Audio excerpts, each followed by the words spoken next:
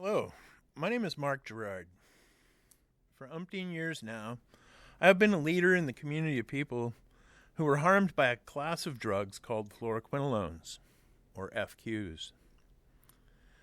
These commonly prescribed yet surprisingly toxic antibiotics cause head-to-toe devastation to far more people than is reported, and they are reported to cause more problems than pretty much any other drug on the market.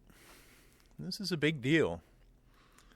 Huge numbers of people are going from being relatively happy, healthy, productive members of society to being horribly disabled, and sadly, the vast majority of us have not connected the dots. Who thinks about an antibiotic we took several seasons ago when our tendon ruptures or neuropathy sets in, or if we suddenly start having hallucinations or anxiety attacks? No one does. It took me more than 3 years to figure out what went wrong from an article in a publication called Alternet. It was obvious from the symptoms they described that this is what happened to me.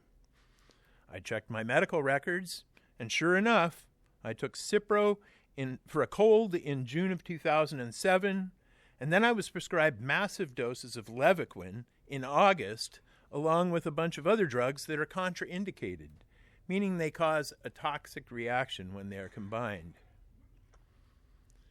In my case, the damage was sudden and it was severe, wreaking havoc immediately as I was lying in a hospital bed, given to me with no warning, let alone informed consent. My blood pressure fluctuated dramatically as all sorts of other problems set in. I felt horrible, and things only got worse. Within a few weeks, I had blood clots in my chest and arm, and kidney and liver damage requiring a tube in my wrist for daily blood samples. I had 2 tendon ruptures in my ankle, and tendon ruptures are the telltale injury or sign of fluoroquinolone toxicity. I needed a cartilage transplant from a child donor. I had pulmonary edema, heart palpitations, broken blood vessels, bloated failing veins that had to be carved from 13 entry points so far. I had a hernia, a torn lumbar muscle, 6 bulging discs, loss of bladder control, chronic diarrhea, shakes of all sorts, head pressure, visual disturbances, hearing problems, tinnitus, crumbling teeth, hair loss, my nails all fell off. I had disgusting rashes, photosensitivity, joint pain, neuropathy, and hundreds of other physical ailments that all set in at once, and most of which still plague me to some extent many years later. Compared to the hellish mental anguish I endured, though, all that physical suffering was just a walk in the park. I couldn't think straight. I couldn't come anywhere close to processing all that was happening to me. I had intense brain fog. I couldn't read. I couldn't make sense of signs. I walked into women's rooms, or I turned on the wrong burner over and over again. I could not think of anything but suicide for several years. I still think about suicide every day, but not every minute of every hour, so it has improved. My faith in the Lord has kept me alive. I will never be able to run a restaurant again, so this is what I do. I warn people about the dangers of these drugs, and I counsel and support people who have been harmed by them. I run or help run many of the support groups on Facebook. There are quite a few of them. Fluoroquinolones are from a class of drugs normally used for chemotherapy. It's like we were given chemo every day for a while, with no warning and with no support when we have an adverse reaction. Instead of recognizing the very obvious reason for our sudden explosion of new health issues, we are routinely misdiagnosed with all sorts of wrong conditions, including Parkinson's, multiple sclerosis, ALS, autoimmune disorders, chronic fatigue, and of course fibromyalgia, which we jokingly call cipromyalgia because you'll have a hard time finding anyone with fibro who didn't take either an FQ or some other sort of synthetic broad-spectrum antibiotic. Doctors are in denial that something they or their peers prescribed could cause all these issues, and so we face gaslighting and denial when what we really need is support. Even if doctors do recognize what happened, though, there is very little they can do to help us, especially since we are all so different. What helps one of us seems to harm another. FQs hit us, each of us, where we are weakest, so old injuries return after long periods of absence, like when my broken foot from middle school started hurting again after 40 years, and where old scars from cuts and burns reappeared. Also, injuries take forever to heal, or they may fail to heal altogether because our repair mechanisms simply break down. Unlike in my case, where my so-called symptoms set in suddenly, in most cases the problems set in weeks, months, even years after people take an FQ.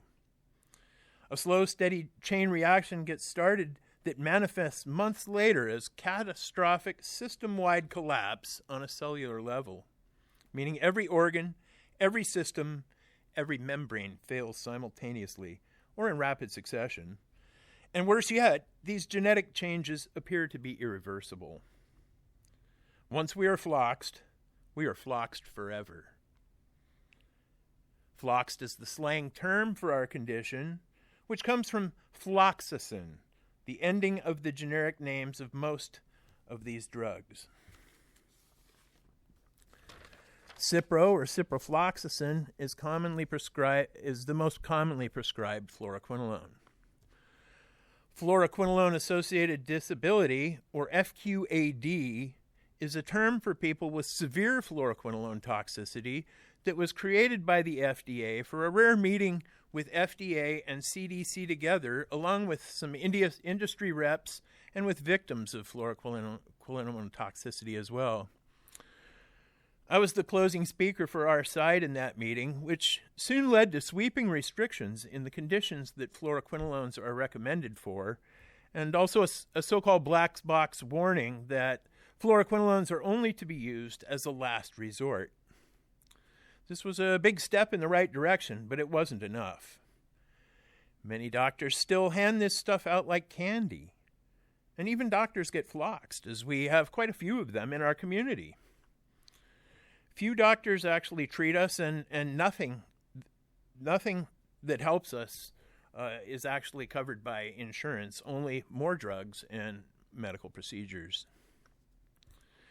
We do have many dedicated volunteers who do what they can to help raise awareness of this ongoing disaster, but sadly, we are all so sick and so tired and so broke that we are stuck at home in pain. The annual rally we have been doing here for 11 years now would be massive if everyone who knew what happened to them was healthy enough to be here. But sadly, most of us have no clue what happened to us, and those who do know are incapacitated. I'm sure the executives of the company that knowingly did this to us and who fight us every step of the way share a chuckle or two at just how hard it is for us to mount any sort of resistance to their schemes. We are victims of a heinous ongoing crime against humanity. We will keep fighting as long as we are alive, with newly floxed people joining the efforts each year, something we'd rather not see happening. Recently, the FDA announced there will finally be ICD codes so that doctors can diagnose fluoroquinolone injuries with a click of a mouse. At this point, there's no way to diagnose what happened to us. Our nonprofit, called Fluoroquinolone Toxicity Study, is working on various projects that will help prove how fluoroquinolones harm us and hopefully lead to ways to help us heal. It's tough to get research done or published if it documents pharmaceutical harm, but we will keep trying. We have been coming here raising awareness for many years now, slowly learning our way around, making connections, figuring things out, a process that went even more slowly because we're floxed. This year, some of the new activists really stepped up, and now October 22nd is officially Fluoroquinolone Toxicity Awareness Day around the world. It soon became apparent that a day is not enough, and so this is now FQ Awareness Week.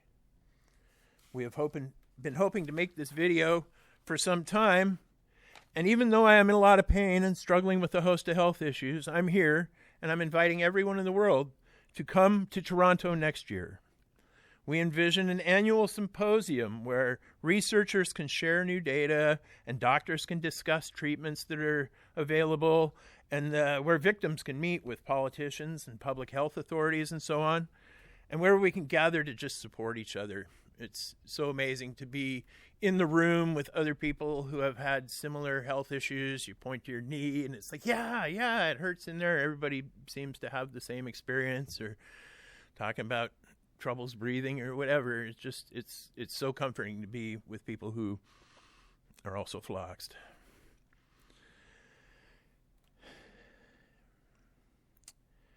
So ask to speak in the media rooms in your communities. Go do this wherever you are. It took us a while to figure out, but as soon as we thought, hey, can we go in there and speak? They were very supportive of us, and so here we are doing this. So please go see if you can do this and try and get in the news.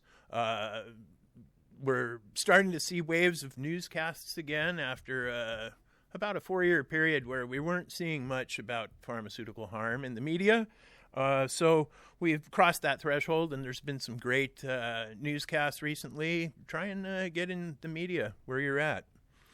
And finally, please report your adverse reactions to the proper authorities wherever you're at, the FDA, Health Canada, Europe, UK, whatever. There's systems there. Please make a point to get your case in the system. And that is about the end of where the written part of my speech comes to a conclusion, and now I'm just hitting the notes at the end, the things that didn't get in there. One of the things that need to be mentioned is that they have fluoroquinolones for pets, and your pet can't tell you what's going on, but so often my dog Delilah had Baytril or whatever it's called, and she limped ever afterwards. And they're in eye drops.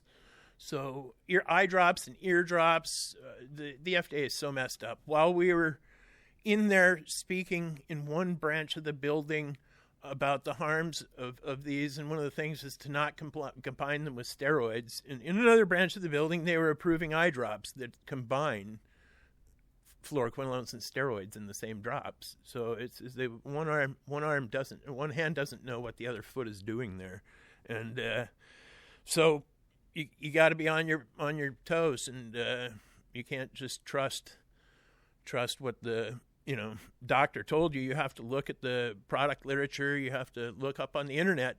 What are the adverse reactions to this drug? Are there support groups? Because if there are hundreds of support groups for people who have been harmed by a pharmaceutical product, you may want to consider asking for an alternate product.